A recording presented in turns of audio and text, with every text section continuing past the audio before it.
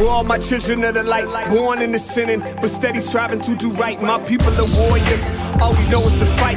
Praying they see God in everything I write here. Good evening, ladies and gentlemen. It's a joy to be here in this room. I am thrilled to be having, in concert with the oldest civil rights organization in the country, the NAACP, which does the work for all of us, even when we don't know it. Let's give it a hand for the NAACP. Give a big hand. I am so excited. I have not been this excited all year, folks, okay? Let me tell you why. This week, literally this week, I spent some time with someone who's like a little brother to me, Eugene Brown. Where's Eugene? We were trying to figure out a good town hall to help the NAACP plan. And I said, let me tell you, there are some folks that I really, really want to sit down with.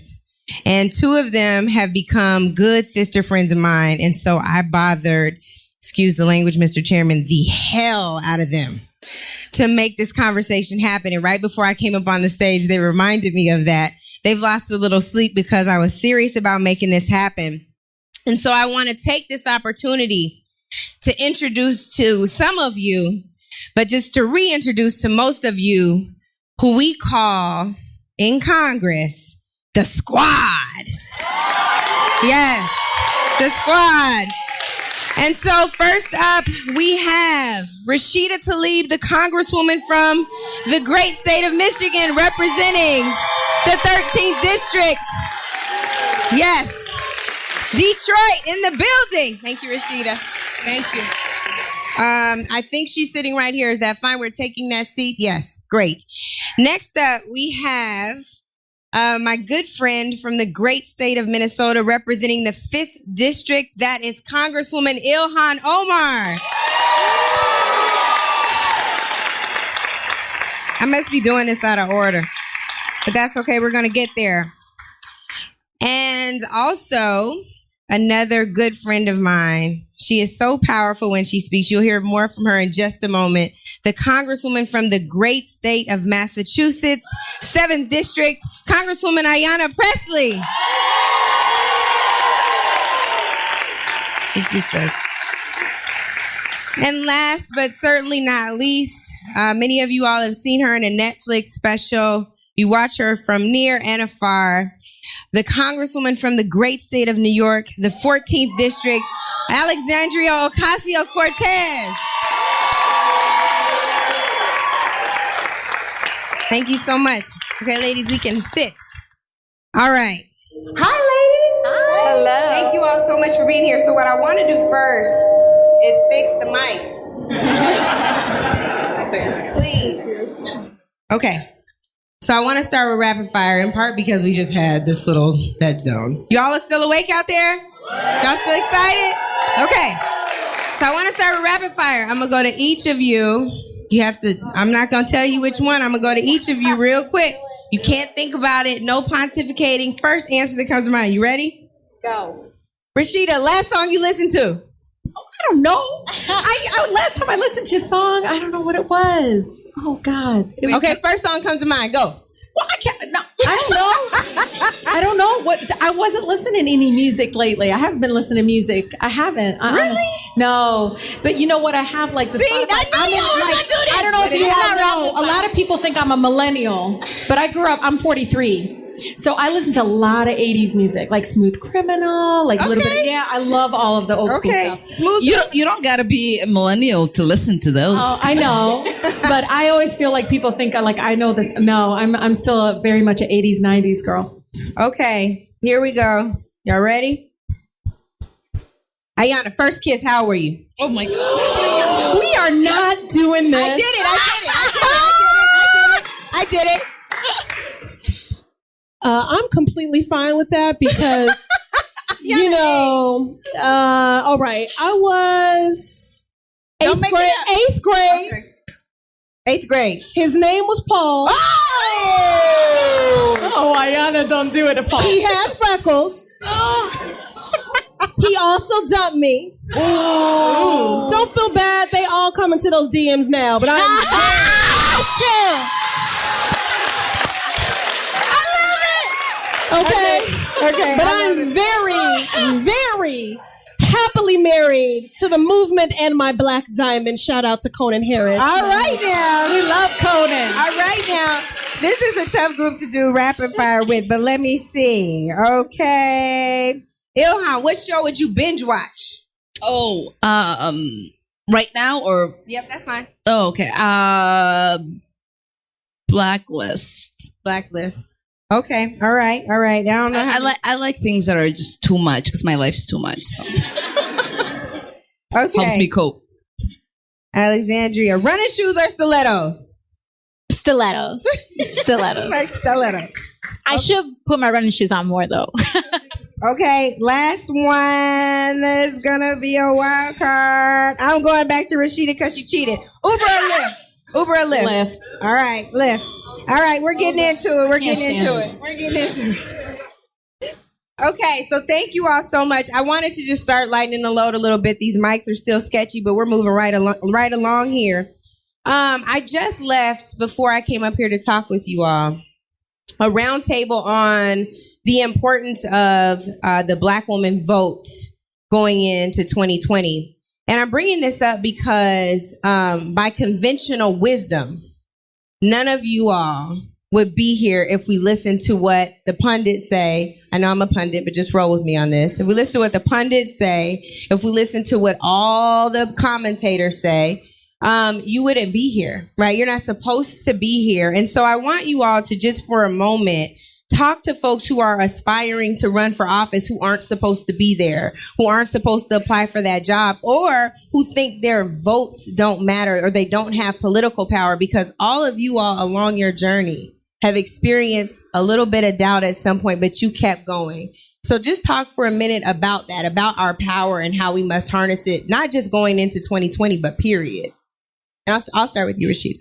You know, I think a lot of people know this. When you think about running for office, there's, people say, go talk to this person, go talk to the party, go talk to these kind of what we call establishments or some of these systems. Gatekeepers. Or say systems in place. But I remember when I decided to run Congress specifically, or even state house, I was specifically told it's not your turn. And I said, well, I didn't know there was a line or something no, really, I didn't know there was a line. No one could really tell me why. But one of the things that I think is really critically important is like more people like us, people in this audience, some of us regular people don't running for office. And I think that is some of the, reasons that it's so broken now. Majority of my colleagues are millionaires. They're in an income bracket that's so completely disconnected with the American people. And I think as a person that was running, especially in, Wayne County and Michigan and Detroit, one of the things that I kept hearing door to door is, are you going to be one of those Democrats that sells out? Or are you going to, are you not going to push back? And so when I decided to do this, I said, I'm not going to take corporate PAC money. I'm going to do this door to door. I'm going to talk to people on a human level, like what is going on in our communities, in our neighborhoods, and really try to develop that through human contact. So when people say to you, you got to go here, you got to get these endorsements, I can tell you, I didn't get those kind of endorsements. When I was running for Congress, I did endorsements that you see, when people run for office. But I got people that believed in the message that no one deserves this kind of corporate assault on working families, this feeling of oppression and just, othering that continues to happen with policy all the time.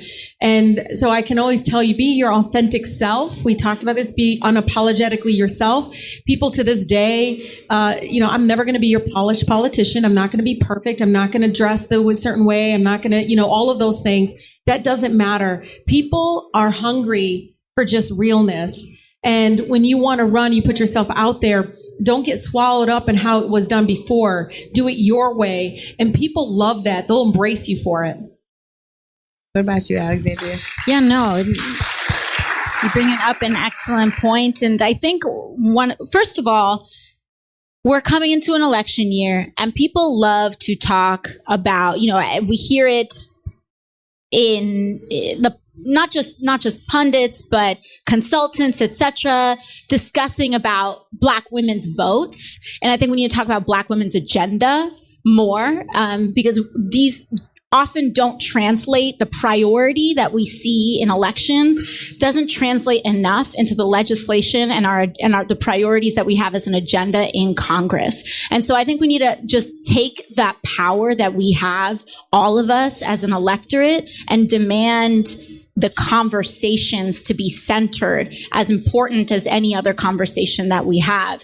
But that being said, I think that there are a lot of institutions in my backyard. There was no way that our local established Democratic Party was going to endorse me. It just wasn't going to happen.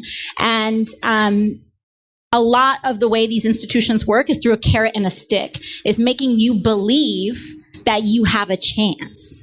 And what I think we have to do is to find our way, find our path, and to accept it. We don't have to ask for anyone's permission. We don't need to jump through any hoops. You need to build your coalition yourself. Don't rely on anybody else's. Don't knock on anyone's door. We got to build our own house. And that's what I think our path is. Like, we don't have to ask. We have so many tools right now that money used to be the gatekeeper for. You know, digital tools have completely blown open the door on organizing. So you don't need to rely on knowing this one guy who has a connection to a building. You can go into that building yourself. And it's going to take a lot of work. But I think the commonality that we have is a commitment to grassroots organizing and being with people shoulder to shoulder. And I think it's that return that is going to get us the results that we need, the people that we need in office, and it's what translates that vote into that agenda. Because it's something that I don't think gets discussed enough, what gets centered once that election day has passed. So I think it's, we don't have to ask anybody permission for anything anymore. All of this and this democracy belongs to us. It belongs to us. Right. I also just want to say that I think in this conversation of civic engagement, we often define it in two ways. You can run for office and you should vote. And I really want us to not forget, in our excitement to diversify the candidates running, to amplify the voices of our daily experiences and struggles, to harness our ideas and innovation, that everyone needs to run. I'm not one of those people pushing that. Not everybody's built for this. What I do want to say is that we have to be just as committed to building the pipeline of the people behind the people that are at the elbow of the people running. I am sitting here today, one, because my mother did not raise me to ask permission to lead. Two, may she rest in power. Two, because our campaign challenged conventional wisdom and assumptions about how to run and win elections. So people will characterize and frame us as disruptive. But if you were in the tech world, you would consider that disruption innovation, which is all we did in our campaigns, is we innovated, right? How to run and win elections. Now, if I didn't have an intersectional team, if I didn't have a multicultural, queer, every gender identity expression, multi-generational cohort of people committed to actualizing our shared values, we would have made different strategic decisions in our campaign, and I would not be sitting here. So because conventional wisdom says to make this about the most engaged voters, to make assumptions about who desires and deserves a seat at the table of democracy, to engage in a politic of transaction where before you ask someone about their life, you ask them for your vote. That is a problem. So we are collectively ushering in a different paradigm. And I'll end here by saying two things quickly. I never want to give short shrift to the magic of any woman on this stage. I wouldn't dare do that. But when we allow pundits to characterize the victories of 2018 and define them as a wave or as a magic, it does a disservice to our work, to our to our strategy, just like how they do with Venus and Serena. They make it all about the power and not about the strategy. So I'm not going to discredit my magic, but I know less about black girl magic and more about black woman work. And we put it in. And the last thing I want to say about strategy is that we went behind the wall. MCI Norfolk, I just went back to see those brothers. Shout out to the AACC. 250 incarcerated black men endorsed our campaign from behind the wall and organized a minimum of 3 family members on the outside to go to the polls. That's what is possible when you choose to be disruptive. Or innovative. Ilhan, speaking of innovation, you grew the voter base in your election by 37% from the preceding your predecessor. Talk about why that's important when we talk about growing not just the electorate but also moving an agenda. To Alexandria's point. Yeah, I mean, for us, it was really important to kind of amplify, right, what Ayanna was talking about. It wasn't enough for there to just be transactional relationships being built in community. They needed to be transformative. And so what we were interested in was making sure that when we were in community, engaging people, that we weren't just inviting, a Somali person to go talk to the Somali community, that we were inviting a Somali person who understood that particular Somali community, who was of that Somali community, right? Because there are different kind of conversations you get to have. Like, I might be a Somali refugee, but I've been in this country for 23 years. There is a different kind of a conversation that someone can have with a mother who's been in this country 6 years, who is struggling raising her 3 children, who just became a citizen, who's excited about the opportunity to exercise her voice. And so we have to be innovative, but really be excited about having fluency in the day-to-day lives of the people we are seeking to be a voice for. And in our district, I'd had a 10-week primary. My predecessor, God bless his soul, decided to run for Attorney General, former Congressman Keith Ellison, and gave us only 10 weeks to organize for a primary. And everybody who has been waiting, who understood there was supposed to be a line, was running for this seat. And I was the only person, the youngest person, the one person who didn't come with the network, who wasn't mentored, who wasn't prepared to be in Congress, who thought to herself, sure, I've only been in this country 20 years, but I could do this. And it was important for us to run a different kind of campaign that would be exhausting, because we ended up reaching out to 300,000 people, right? I was on the doors 8 hours a day. We were having, meet and greet at 7 a.m. for people who were rushing to work or, before they dropped their children off to school. We were having conversations as late as 9 p.m. for people who wanted to come out after they put their kids to bed. And people would say, Ilhan, you're losing your voice. I got bronchitis because, after I did my 8 hours outside, I would be doing 8 hours inside, because we also had to get delegates and win an endorsement in a convention and all of this. And so I got bronchitis. I barely could speak. And people would say, you can't even talk. You've got all of these volunteers. Why do you need to be at every single door? Why do you need to have this many conversations with people? And for me, it was important because I knew that for my grandfather, who came to this country being excited about participating in democracy, it wasn't enough for me to tell him who to vote for. He needed to have a conversation and see the work that they were promising to do before he can trust that he could give them their vote. And so if my grandfather, who didn't speak English, barely understood our systems, could only trust with his own eyes and his own ears, I knew that every single person deserved that. And as my predecessor would say, every vote counts, every vote matters. I wanted to make sure that people understood that in their heart and knew that I would carry that out. And Ilhan, just a quick follow-up on this. You've talked about the numbers of the participation numbers in the African immigrant community in Minnesota. Tell me that number again. It's high. It's a lot. So for new immigrants, mainly the Somalis, we're about 90%. We vote at about 90%. 90% voter participation. 90% voter participation.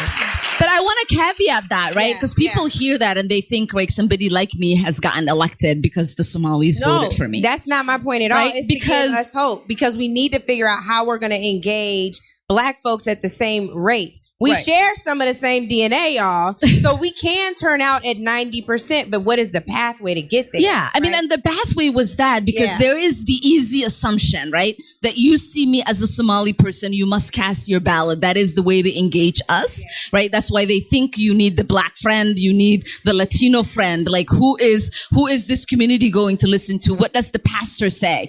But that's not the number one motivating factor for people. You got to treat them as equal. You got to have a conversation with them. And so for the Somali community, as much as I love them and they love me, they were not excited about voting for a first to be a female.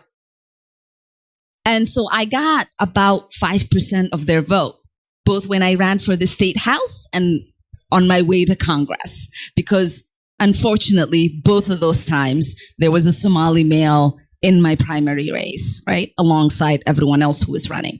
And so to our community, whether they are Latinos, whether they are the LGBTQ community, whether it is, you're talking to a Bangladeshi community, it doesn't matter, right? You have to make sure that you are engaging them, understanding where their interest is, and devoting proper resources. Yeah. So although I knew deep down in my heart, right, that they had a long way to go before they could accept someone like me could be their history-making person. I knew that every single day was important for them to be at the table and for people to go to their doors talking to them about why they needed to come out vote, even though I knew they weren't going to vote for me, because the power that is within our vote is too powerful to waste. Wow. Rashida, yes, thank you so much. I never knew the second part of Ilhan's story. And for me, it's like, man, this great voter participation number from her community, but then to have that same voter participation number work against her efforts. Talk about what it's like when you ran from a majority Black district in Detroit. And I grew up I always like to tell people. Well, Mike is not working again, son. Thanks, sis. We always got each other's back. I always tell people, I was born and raised in Detroit, the most beautiful, Blackest city in the country. And I'll tell you, every corner is a reminder of the civil rights movement. I mean, we birthed movements. And one of the things that when Sister Ilhan was talking about just like the big, huge turnout, we expected about 60,000 people to come out and vote. In the last election, non-presidential election, we had a 40% increase. And people thought, oh, well, it must be, the Muslim community. It must be this community. And when I looked, it was majority African-American women, over age of 50 years old that came out in droves and made history and again, electing the first Muslim woman, electing a Palestinian woman. But the thing about our community is we birth movements. And one of the things for me is that I did always have to outwork it, because sometimes those identifiers are the things that maybe shut down conversations. But then I just went door to door. You have no idea. I mean, people know me as the girl with the Post-it notes, and I went door to door and got connected with people all the time. We did 55,000 doors, and people remember me as, oh my God, you're the one that took on that billionaire that tried to build a bridge without a permit. Oh, you're the one who took on the Koch brothers. So I did it through action where people can see that I wasn't going to push back and say, okay, well, when development comes in, it's okay. And we're going to create these jobs. I said, no. I learned from my Black teachers in Detroit public schools, that is a form of oppression and gentrification that moves out my residents. I'm not going to look away. And so for a very long time, even watching my mother, who still has this heavy accent, she would be whispering, and it would be the mother down the street, because they're mothers in Detroit, like all down the street. That one mother, I remember her saying to my mom, speak up. They need to hear you. And so for me, I was raised so rooted in the community and part of who I am. But at the same time, I will always surround myself with, Black folks that understand the trauma of being Black in America. Like, I'm not going to pretend that I have to surround myself with people that lens. But I can tell you that is the one thing that really drives me to make sure I never sell out, that I always at the forefront try to push back against any form. To me, it's called oppression. I don't care. This corporate assault, moving tax dollars away from schools into development that it just goes to friend and family packages for friends. And so it's not jobs for my people. 60% of Detroiters work outside of the city of Detroit. 70% that work in the city of Detroit do not live in the city of Detroit. And this is a 85-90% Black city. We've lost more Black home ownership than any other state in Michigan. In a state in the country. And so this is real. And they needed somebody that wasn't going to take corporate dollars, that wasn't going to, back down, when folks came forward. And yeah, I have come very, very forcefully, and very powerfully to bring forward their voices as much as I can, elevate their voices. But that's the one thing that I got to tell you. It's my social studies teacher from Southwestern High School, Prospectors. She's sitting there working the polls. She has never worked the polls all day. And she's sitting there like, you're going to vote for Rashida. So it is it's because that's the one thing that is important, that you're so connected to your community. So yes, I am so proud that I represent a 60% Black district, because they always have my back. Like, even when the president says, no, don't you dare let him shut you up. And yes, impeach him. And they'll continue the rest of the sentences. The best thing, I love it. One mother, Angela. NAACP passed an impeachment resolution at yes, the they did. In Detroit. They did it in Detroit. But you know what? I'll leave you with this. It's beautiful because even when I make little hiccups and things like that, one of my seasoned residents, one of the mothers, she comes up to me and she's like, listen, dear, I don't like that. I don't use those words. I don't say those things. What'd you say, Rashida? Oh, you know what I said. But one of the things I loved is she goes, but when you said it, I felt more liberated. And I thought to myself, thank you. That is powerful, because even for her, she's not going to silence. She felt more liberated. I said, I'm glad you got some sort of felt of freedom from me speaking truth to power. And so I'll continue to do that. But that's the one thing, is people can't take away from the fact that I grew up in that city. It is part of who I am. It's part of everything that I decide to do. I look back and I'll ask those mothers, what do you think? She goes, you go tell him you better tell him exactly what I just told you. I love it. And I love that they always got my back. So it's been wonderful. I love that. Can I add something? I think that's the piece that drives people insane, right? Because Rashida represents a district that is majority Black. I represent a district that's majority white, and people are always like, how could we defeat them? Who do we recruit in their districts? What could we do? And it's like, we are of our districts. It's not about the race. Like, these are people we understand who raised us, who invested in us, and who we have been investing in. And so this whole notion that you must get somebody else who is of our, origins, or who's Black or Somali or whatever, that can just automatically replace us and can become your puppet. It's not something that the people are interested in. People want to have somebody that understands their struggle, knows what kind of fight they're interested in, and when they send you to the ring, that you are gonna be ready to throw it down. And that's, I think, a really good transition to you, Alexandria, because I think part of what is so fascinating about your story is, I know this is a nonprofit. I'm not a nonprofit. Some of the Republicans who are terrified of y'all, by the way, I'm going to go back to that, terrified of y'all, have decided that you're just a waitress and just a bartender, college degree be damned, they don't care. I don't know if they even know that you worked for Senator Ted Kennedy. Like, you have a background in this, and y'all just didn't pop up, right? Like, you didn't just pop up. You've been doing organizing work. So speak to that just a little bit for folks that, like Ayanna said, may not run for office, maybe they're not supposed to run for office, but they still have a very important role to play. I think it speaks so much to Ayanna's point about it's not just magic, it's work. And years of work has gone into being able to build a coalition that can make history, overturn a multi-decade political machine. Like, that didn't just happen.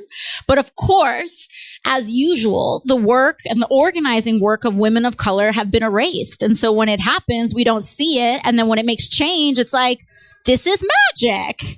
It's not magic. It's work, just like Ayanna said. And so, before I entered Congress, yes, I was a waitress and I was a bartender. I was working to help, I was working multiple jobs to help my family prevent foreclosure. But I also was a community organizer. I was an educational director with the National Hispanic Institute, educating thousands of youth in leadership skills nationwide. I had interned for Senator Ted Kennedy. I had worked with various social enterprises and how we actually build equitable educational outcomes in our community.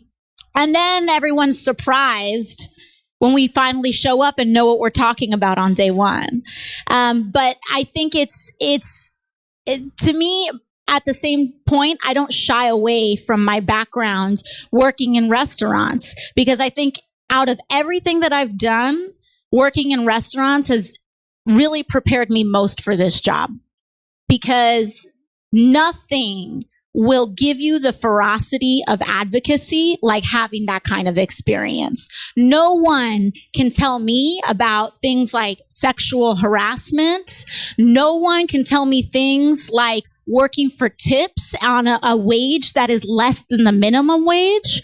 No one can tell me about taking the subway at 3:00 in the morning home from a night shift. No one else has those experiences on the other side of the aisle. Very few people have those experiences. And by the way, when they do, like John Boehner, they're lauded for it. They're like, that's a guy I could have a beer with. But with me, it's like, so what is it like?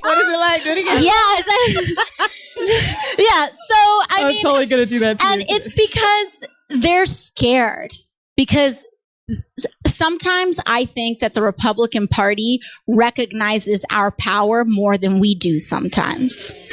Because they would not one be... more time. Tweet that. Yeah. Not from the NAACP account, but tweet that, everybody else. Because there is a reason we are on Fox News 24/7, why every pundit, while they're sending mailers with our face on it, because they know how powerful we are more than sometimes our own, frankly, I think our own party does. To this point, did you know the North Carolina special election, what's his name? Dan Bishop, from last night, in his acceptance speech, y'all got a shout out. Did you know that? Oh, no, I didn't.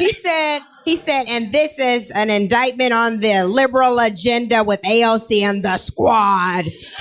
You got a shout out last night, sis. Oh, well, that's good to know. Just like that. I can play it. I have it on my phone. I have receipts. I was ready. Is that why he won by a smaller percentage than Trump did in his district? Listen. I don't even. So let's talk about that for a second. So we have some tremendous voting rights issues. There is an impending threat on our democracy. And I think it really starts with the election security measures that have been passed in the House that Mitch McConnell has not taken up yet. This is a voting rights issue in NAACP, not partisan. Given the fact that these bills have been passed, and again, going back to our collective political power, all these faces in this room, what can folks do to ensure that these election security measures are passing the Senate, being considered in the Senate and passing? Is there another measure that needs to be taken up in the House from you all's vantage point? Ayanna, Ilhan said. First, I just want to say, in this Democratic majority Congress, we have been doing our job. And our work has been directly informed by the people. And so not only did we come in with an agenda that was informed by the people that we met and built in coalition with, when that person says that his victory is an indictment against the squad. First of all, the squad is all of y'all. That's right. It's an indictment against the American people because that's what we're representative of. We are not some insurgent cohort of a gang, which, by the way, those implied characterizations are racially not even coded. They're just racist. We are lawmakers. We are thought leaders. We are activist leaders. We are agitators. We are coalition builders. And what we are doing is honoring the long history, the role that women have played in our democracy, that women of color have played, often rendered a historical footnote. But we have been shaking the table. We have been seeking justice. We have been telling the truth. We have been the preservers of democracy. So I need you all to know this, that when we are in the sight line of the occupant of this White House or anyone else, the reason why we stand firm and strong is not just because we're strong. It's because we know that everyday people are experiencing great oppression and injustices every day. We are grateful for the solidarity and the attention that we get. But at the highest point of our receiving that solidarity was the same day that Eric Garner's family was denied justice by the DOJ. So we are focused on that. And I just want to underscore that the squad is not about 4 lawmakers. The squad is anyone doing the work of building a more equitable and just world. That's it. And so because you are members of the squad, what we need you to do, someone was baiting me on Twitter the other day, and they said, why are you always preaching to the choir? And I said, because I need the choir to sing. Right? I loved it. I need the choir to sing by marching, to sing by protesting, to sing by raising your voice, to sing by voting. Sing, choir. And so what can you do? You need to do, even though you are fatigued and drowning from a fire hose of insult and assault every day, I just want to give everybody a hand clap for being bold and brave enough to show up in the world every day exactly as you are. Because right now, that is a victory. That is a victory. What do you do when your very existence is the resistance? And so the fact that you continue to show up authentically as you, I'm going to claim that victory. So I need you to keep doing that. And then we need you to organize. We need you to mobilize. We need you to agitate. Do you think anything in Congress happens because of the extraordinary conviction and wisdom of lawmakers? No. It happens for the courage of everyday people who hold us accountable, who stand in the gap. We still have an ACA because people laid their bodies on the ground and demanded that people see the humanity and the dignity in them. I convened under the leadership of Chairman Cummings and with the support of my colleagues, the first congressional hearing on childhood trauma. That is because of what we heard in community about trauma. Today, in Oversight and Reform, a hearing that I called for and my colleagues supported on medical deferment. The battles that we need to win, whether it's election security, whether it's immigration reform, whether it's gun violence prevention, whether it's true health care and not just health insurance. We learned in our first full committee hearing on financial services, shout out to our chairwoman, Maxine Waters, that we could end homelessness at the equivalency of the cost of one military aircraft carrier. $13 billion. If we prioritize housing first, we could end homelessness for the equivalency of the cost of one military aircraft carrier. Let me just Did everybody just hear that? That's what I was just about to say. What I think is astonishing is you said that and the room got silent. And the reason I'm bringing that up is because this is packed like this because you all have come in with a bold agenda with big ideas that some call radical, crazy, and everything in between. But part of the reason for that is because somewhere along the line, someone told us that it was more politically expedient to accept incrementalism. And you all have rejected that, right? So the fact that the room got silent, like, oh, we can't get rid of one military carrier aircraft. Like, yes, we can, but like, it's still quiet. You know what I'm saying? So what do we do to break the condition that you all, I don't know what y'all did to do that. I don't know if you were born this way. Maybe it's Maybelline. Now they owe me advertising dollars. But like, what did you Fancy. do? Yes. But I didn't have a maybe it's Fenty. Okay.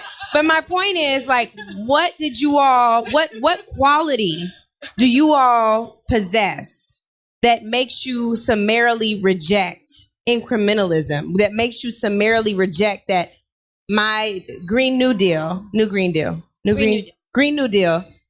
is not too big? You're just scared. Like, what is that? Tell me what that DNA is. I think a big part of it, at least, because so much of what we do is rooted in community, is that when people talk about what's realistic and not realistic, back home, what the present condition is right now is unrealistic. The income, our wages not increasing in real terms in 30 years as your rent goes up every single year, that's what's unrealistic. You literally just the math doesn't work out at the end of the month. So we have to change it. But the present condition is unrealistic. And I think for me, painting that picture, always talking about, we cannot go on like this. This condition right now has an expiration date. It does. We cannot go on like this. We will not continue being a democracy so long as we start rigging votes. We will not continue being a stable economy so long as people start, getting pushed out of their apartments and becoming home. Right now, New York City has the highest rate of homelessness since the Great Depression. And at the same time, there are, for every homeless person experiencing homelessness in New York City, there are several empty apartments in Manhattan because people are using them as bank accounts to launder their money. That is not realistic. That present condition is not realistic. And when it comes to climate change, what is not realistic is not responding to the crisis not responding with a solution on the scale of the crisis. Because what's not realistic is Miami not existing in a few years. That's not realistic.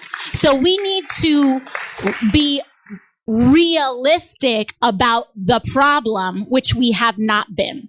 We have not been realistic about the rate of poverty in the United States.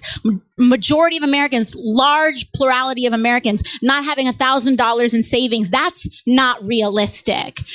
People not being able to afford insulin and dying, that's not realistic. That's not the reality we can tolerate. And we will receive whatever we choose to accept, and we cannot accept this present moment. Yeah, and that's what should move absolutely. us to act. And Angela, one of the things that I feel like, doing nothing isn't an option anymore. There's a lack of sense of urgency. I mean, as soon as I got here, there was this lack of sense of urgency. What are we going to do? And when you say, I'm not joking, Chairwoman Maxine Waters had a slide of the carrier showing them the carrier, like it just takes one to end homelessness. I remember this, but you got to show them. So one of the things that we did is I repealed the GOP tax plan, just completely repealed it, and then showed the American people, let's do the Boost Act. What's that? I said, you want to find money? We had found money for the shareholders and we found money for corporations and the 2%. Let me show you. Boost Act would give people a $3,000 to $6,000 tax credit. You could be on disability income, a caretaker, a student. and it would uplift 45% of Americans out of poverty. That's close to half of our neighbors that are right now $400 away from an emergency and getting into the cycle of poverty. So the Boost Act is wonderful. In my district, I love it. When I walk, I have the third poorest congressional district in the country. Chronic poverty. I mean, when I pass by, they're like, Rashida, the Boost Act, because the $3,000 to $6,000, that can change lives immediately. And when people ask me where I got the money from, I said I got it from the shareholders that Donald Trump gave a payout for. We repealed it and we do the Boost Act. So we're showing you exactly where the money is. When they tell you can't pay for it, we're showing you. And the lack of urgency is hard for me. I'm the eldest of 14 children. I've been taking care of people all my life. I see the impact every day. I know, really, probably for you being on the front line as a service worker and all these things. For me, it wasn't my law degree. It wasn't my education. It's honestly being that big sister that they called. You know how it is. So there is that connectivity, but there is this lack of urgency. I feel like people don't understand because these are years I can't get back for my residents. I can't get back these years for our kids. This is it.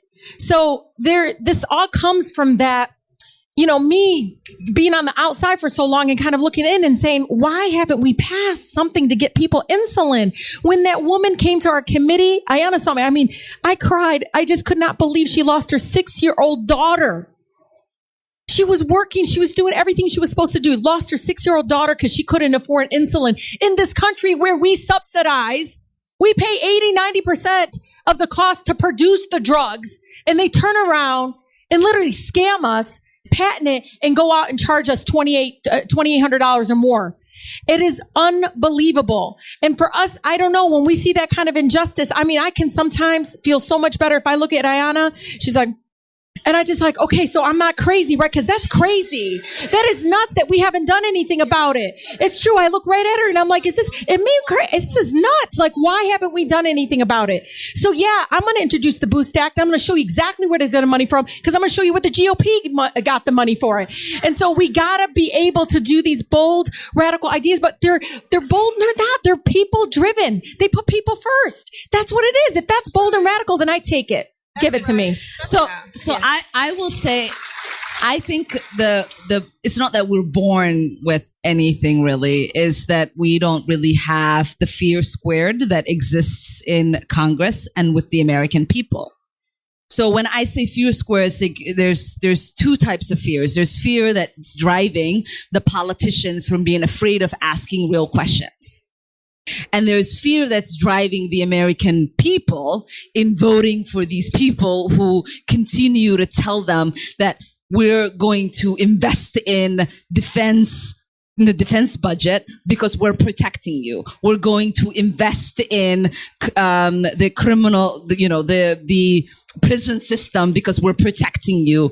And people don't get to have an opportunity to say, listen, you have, right, all of these military bases around the world in countries we don't even need, right? That is 100 times, literally, more than any of the countries we're supposed to be afraid of. While I have to live with subconditions in housing, in water infrastructure, in road infrastructure, in transportation infrastructure, how can I get you to care about fulfilling my basic needs before you fulfill other things? Yesterday, when we had our forum at the Howard Theater, we were talking BT special airs on Sunday. We were talking about my student debt cancellation. There was a young woman in the audience. This is a student who probably had student debt herself. And she said, I don't support you canceling out student debt because our country is already financially struggling. I am not sure, and Wall Street is struggling. I'm not sure how you're going to tax Wall Street to alleviate the burden and the stress that I have in achieving an education that is in the public interest of every single American. So she is basically advocating against her own interest and has bought into the fact that we are supposed to be responsible for the health and the well-being of Wall Street. And that this particular crisis that we have in our budget isn't due to misprioritization of our money. When you do the budget in your home, you are first setting money aside to pay for your rent or your mortgage because you don't want to be homeless. The second money you set aside is to feed yourself. And probably the third money you set aside is to figuring out some mode of transportation so that you can get your children and yourself to where you need to go. So when we are setting our budget, those things should be the first priorities for the country. Whether you have an alarm system should come after that. If we are not able to feed the American people, we're not able to properly house the American people. We have people like in Minnesota who are afraid because they already suffered what the consequences are of having an infrastructure that's not cared for. With the collapse that we had of Highway 35, they're literally afraid. My daughter every single day would be like, Mom, read a prayer every time we cross a bridge or we're on the highway, right? This is fear that most of us are living with because there is disinvestment in our communities while we are paying all kind of money to have a military base in Japan, in Germany, in France, in countries that they themselves are not investing in their own protection. And we already have the kind of technological advances that we need to know what is coming at us. And we don't need to be present in those countries. So just, we just need to ask the real questions. We ask real questions. We're not afraid of them. And we're going to tackle all of the problems. I know we need to wrap. So, but just two things. So one, thank you. I know we're not ending, but I don't know when we're going to end. So I just want to say this. Thank you to you and the NAACP. Very proud that Boston will be the host community of the National Convention. So we'll see you all there. For those of you that don't know, Boston was the first chartered branch of the NAACP. So it's a very proud history there. And I also want to, in advance, ask the NAACP for their continued partnership regarding the census. When we talk about inequities and disparities that exist in all of our districts, they did not just happen in the ether. They were created by policy. Each of us is legislating to disrupt that horrible legacy and to improve these outcomes. But the district I represent, and I know this is true for all of ours, the Massachusetts 7th is one of the most under-resourced because it's one of the most under-counted. In the eyes of the federal government, if you are not counted, you don't count. So if there's one action item that I could give you, I need all of you to make sure that you're counted and the people that count in your lives to you are also counted so that you can so that you can be seen, so that you can be heard, and so that you can get the federal investment that you deserve. This money is critical to funding public education, to community development block grants for public housing, for language access, for healthcare. So the census is so critical. And the last point on that I want to make is that I'm so grateful to be serving on the Oversight and Reform Committee under the leadership of Chairman Cummings, where one of the things we work to maintain is the integrity of the census. And one of the things that I will continue to fight is for our incarcerated men and women to no longer be counted according to where they are being warehoused.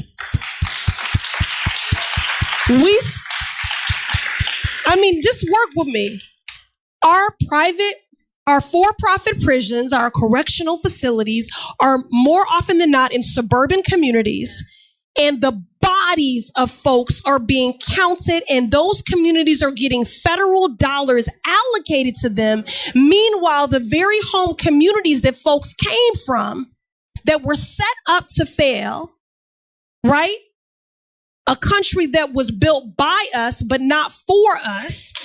Ecosystems created by discriminatory policies that don't support thriving. Folks need to be counted according to the home communities they are from and not where they are being warehoused. And the last thing I want to say about mass incarceration is thank my colleagues for their support of the bill that I've introduced to abolish the death penalty. Thank you all so much. We have time for just a couple of audience questions. Now, let me be really clear. Huh? Oh, let me be really clear. These are audience questions. If it's not a question, if it's going too long, I will cut you off. That's not made for TV. That's me in real life. Ask my friends. So I don't know if there is a mic, but someone from the NAACP will hold the mic. You will not hold the mic. You do not need to put your hand on the mic. You just need to speak into the mic, and you're going to speak your question. I will come with you to your town hall. Might lose you some votes, though.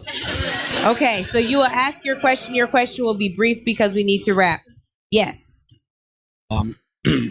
Sorry, I'm getting off a cold. Hi, my name is Anthony White. I'm originally from the Midwest, Chicago, but I'm currently in Baltimore, so represent Maryland. My question is, you guys were talking about like the community block grants.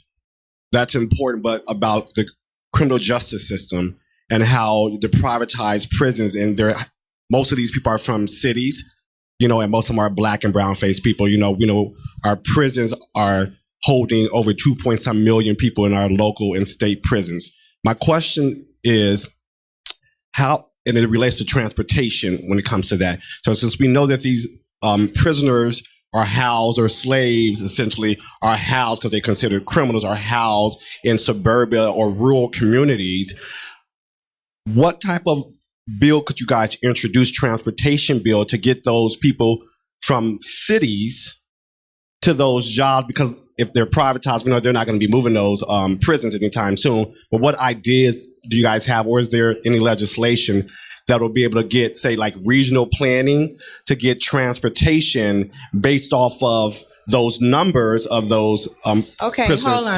Hold on. I know that's a lot. Hold on. I'm not even going to do my girls like that. I don't know what in the world is happening. So no, because now I went to, it was what legislation can you use? Now you said, what can we do? And it was a bus and jail, and I am not sure. So if you can just in about 5 words ask the question, because it went 4 directions. How can we get transportation funding for people in cities who know there's no jobs there for them to get out there to those jobs? Oh, you want them to work at the prisons? My point is, they're not going away tomorrow.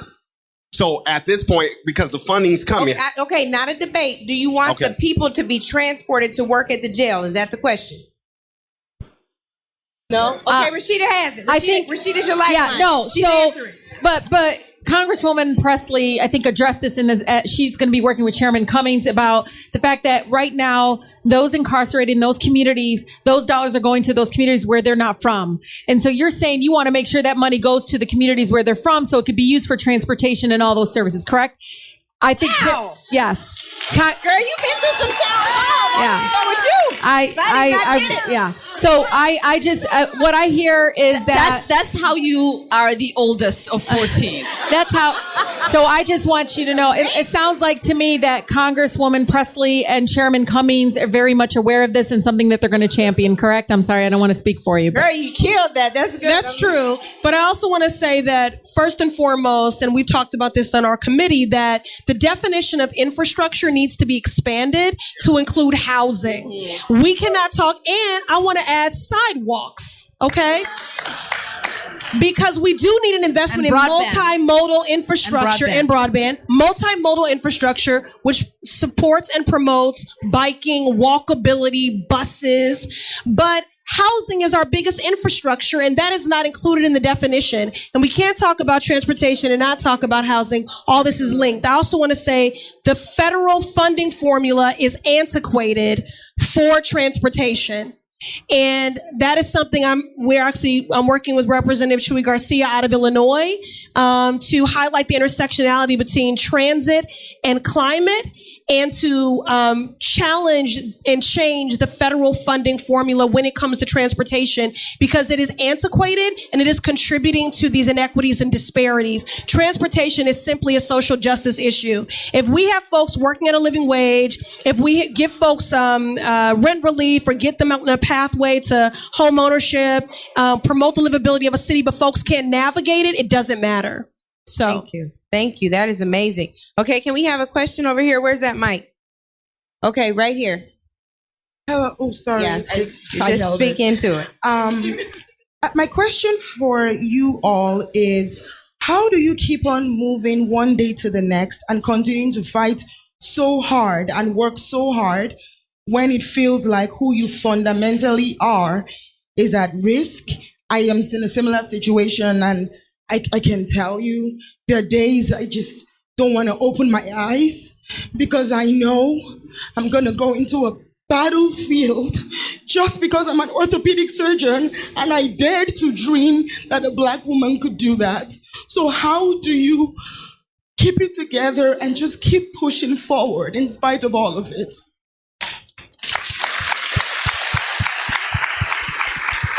It's powerful. I think, all of us have our spiritual core, and it is, first of all, it's important to recognize that it is an injustice that is the reality for so many of us. And that is important because, like Rashida was saying, is that you don't want to go in and say, am I crazy? Because that happens so often where we're in an environment and you're feeling this resistance and you're just like, am I crazy? Am I crazy? So the first step is, no, you are not crazy. You are walking into a hostile environment, and keeping that at the top of your mind so that you can center yourself and not attach your personal worth to how you are being treated. Know that that is not a reflection of your worth or a reflection of who you are. It is a projection of where they are and who they're coming from. So I pray for the people who have those attitudes, because they are carrying a weight and an anger and an ugliness within them. That is their burden, but it is not yours. And so that is first and foremost. Secondly, I always think it's important, I think each one of us has this in our own way, is to center your spiritual self. However you do that, whether it's through prayer, whether it's through reading, whether it's through contemplation, meditation, we all have spirits, and our spirits hurt when these things happen. So you need to find whatever that is for you to center yourself, because it is not that we are special in any way.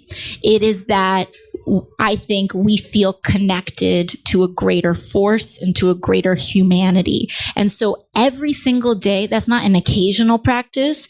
Every day, we need to connect and root ourselves for that, because you are doing battle. But know that your battle is purposeful, because you are the front line and you are paving a path for many women and for many people to follow you afterwards. So know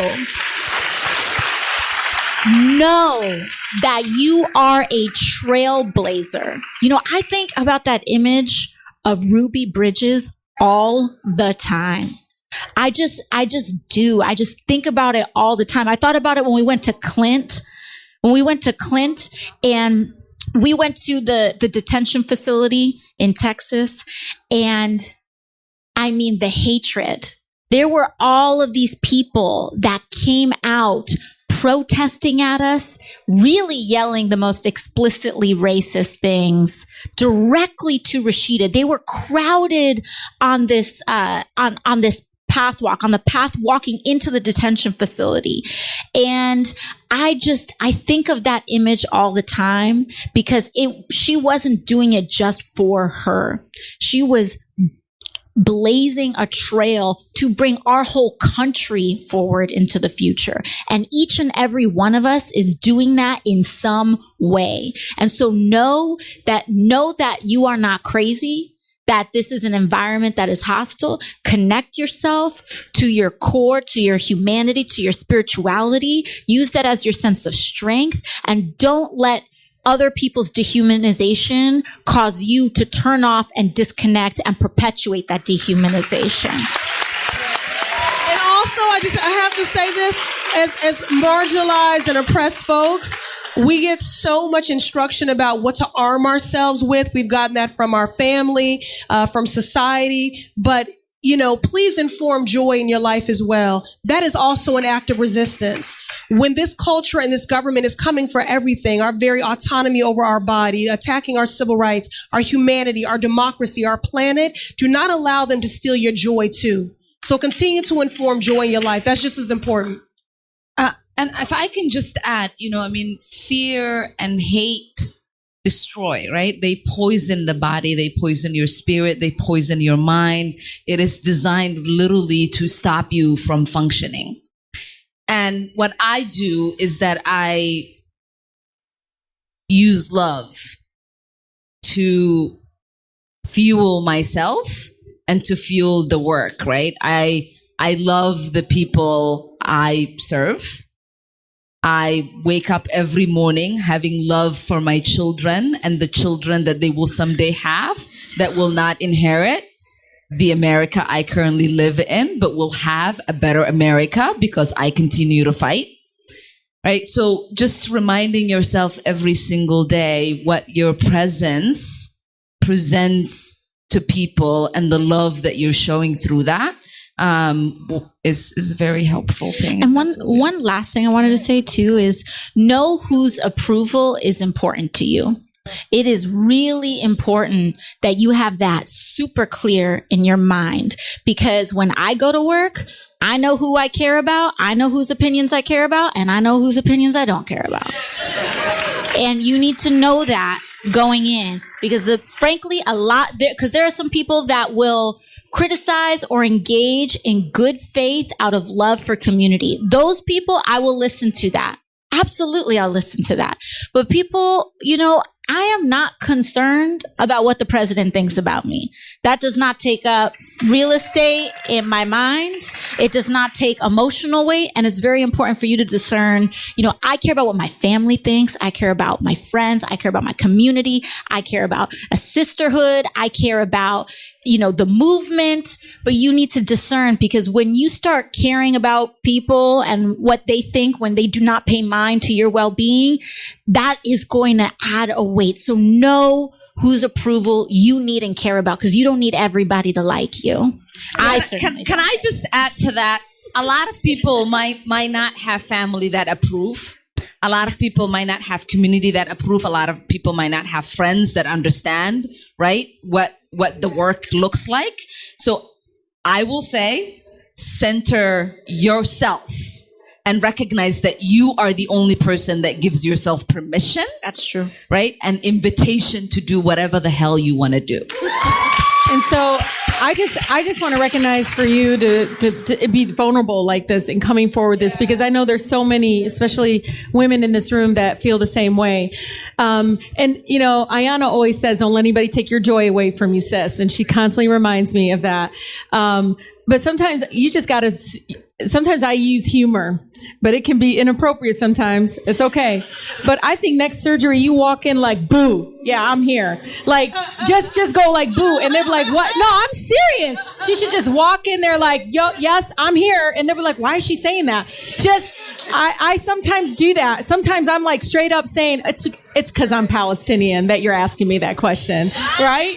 Like, sometimes I feel like, yeah, it's passive aggressive, but at the same time, I am trying to like not let them take my joy away, because I'm like, I don't need their approval, but boy, I'm not going to sometimes be silent either. And sometimes I got to use humor to show just how idiotic they are, So, maybe just even if you got to whisper these, like, boo, I don't care. Just like, yeah, I'm here. I'm about to do this surgery and move away. Like, let me get this done. Let me help this person. Yeah.